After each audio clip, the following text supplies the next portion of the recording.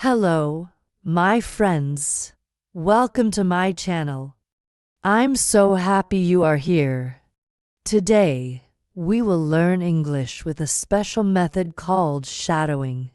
But what is shadowing? It is when you listen to someone speaking English and try to repeat exactly what they say, just like an echo.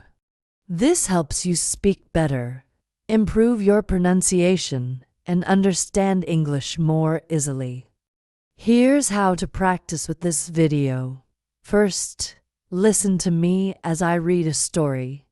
You will see all the words on the screen. Then, repeat after me. Try to copy my voice, speed, and rhythm. Don't worry if it's not perfect. The more you practice, the better you get. Let's start. For over 12 years, I carried a love that remained unspoken. He was my closest friend, yet he never knew how I truly felt. To him, I was just a companion, someone always there, always reliable. And I convinced myself that it was enough, that if I confessed, I might lose him entirely. One evening, we were walking through the city with two friends when I took a brief detour, spotting an old acquaintance. Just as I turned away, a sudden, uneasy feeling washed over me. Instinctively, I glanced back, and in that split second, I saw him stumble off the sidewalk. A jeep, speeding down the street, was heading straight for him. Without thinking, I lunged forward, grabbing his jacket and yanking him back. We crashed onto the pavement.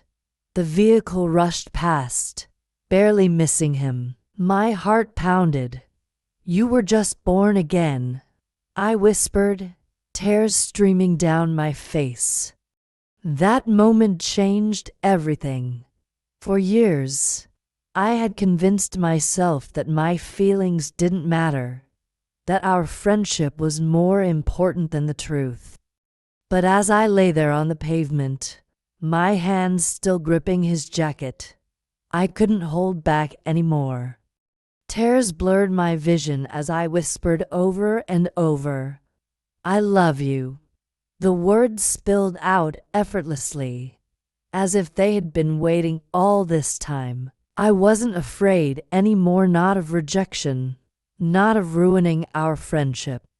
Because in that instant, I had almost lost him forever. He stared at me, his breath unsteady. Then, to my disbelief, he said, "I love you too." His voice was quiet but certain. "I always have. I was afraid to say it. I didn't want to lose you." A broken laugh escaped me. We had spent years in silence, terrified of ruining something that had already been built on love. That night, everything felt different. The weight I had carried for so long was gone.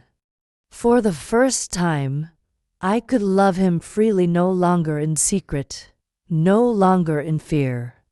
And yet, life had more to teach me about the fragility of time. Just when I thought my heart had found peace, life tested me once more. A few days after that unforgettable night, my phone rang. The moment I heard the voice on the other end, my body tensed. "Your father had a serious accident. His condition is critical." The world around me blurred. My father, my first hero, my constant protector, was now fighting for his life. Without thinking, I rushed to the hospital, my heart pounding in my chest. When I arrived, I wasn't prepared for what I saw. Tubes, machines, the rhythmic beeping of a monitor, it all felt surreal. I sat by his bed, gripping his hand tightly, refusing to let go. I spoke to him nonstop, telling him stories of our happiest moments. How he taught me to swim, our fishing trips, our Sunday movie nights. My tears fell freely, but I kept talking, believing that somehow he could hear me. Days passed, and I didn't leave his side. The doctors told me to rest, but how could I? What if he woke up and I wasn't there? Then, one morning, his fingers twitched. And then, in a faint, weak voice, he whispered words I would never forget. My breath caught in my throat. His fingers trembled slightly, and then, in the weakest voice, he spoke. It's strange. I heard two voices, yours and your mother's, but I followed yours. Tears blurred my vision. My mother had passed away years ago, yet in his moment between life and death, she had been there. A shiver ran through me. Was she calling him? Was she trying to bring him home? I gripped his hand tighter, my voice shaking. Dad, you're here, with me. And that's where you belong. His lips curled into the faintest smile.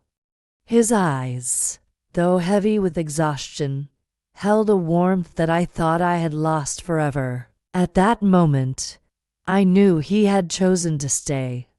The days that followed were filled with cautious optimism.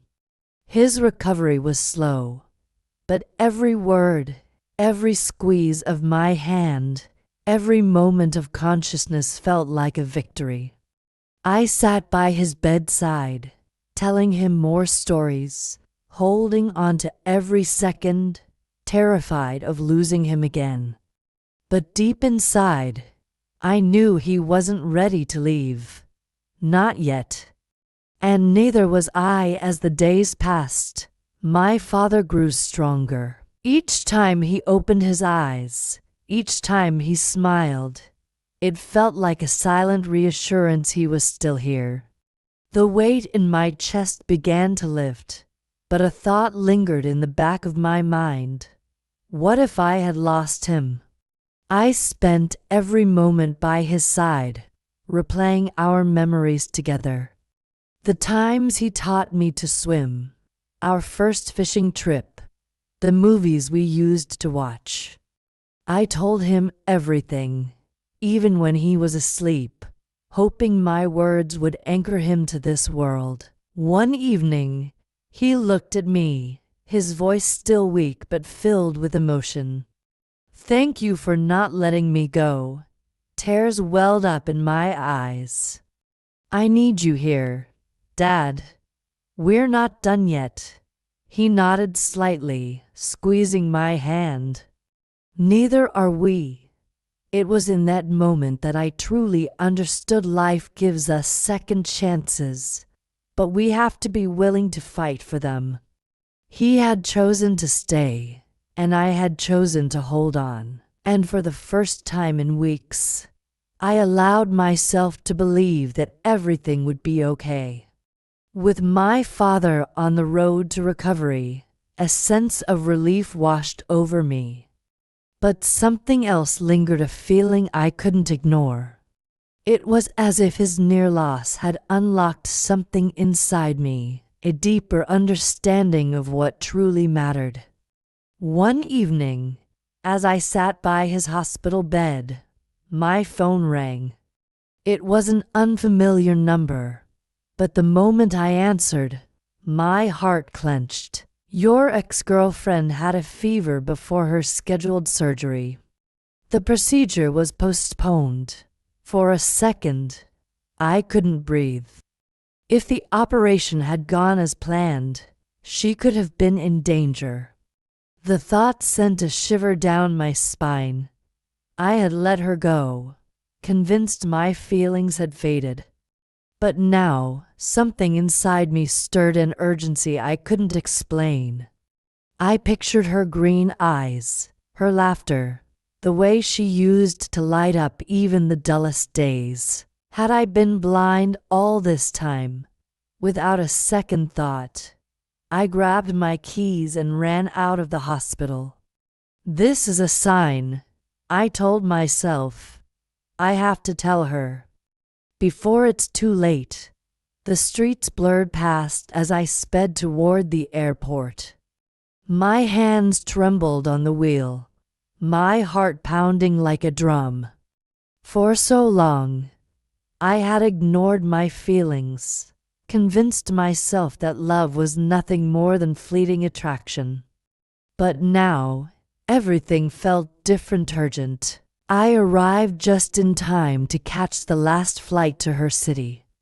As the plane took off, I stared out the window, my thoughts racing.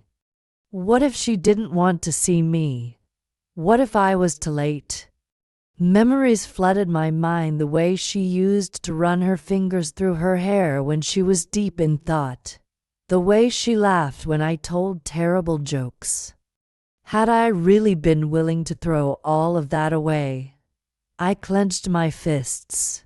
No, not this time. The moment the plane landed, I dashed through the airport, ignoring the weight of exhaustion. I hailed a cab, my voice breathless as I gave the address. Drive fast, please. As the city lights flashed by, one thought consumed me. I have to tell her. I have to make things right. Thank you so much for practicing with me today. I hope you liked Sarah's story and learned something new. Remember, you can watch this video as many times as you want. The more you repeat the story, the better your pronunciation, rhythm, and confidence will be. If this video helped you, please give it a like and share it with your friends. And don't forget to subscribe. Before we finish, I want to remind you, learning English is not just about words and grammar. So keep practicing, stay curious, and enjoy the journey. See you in the next video.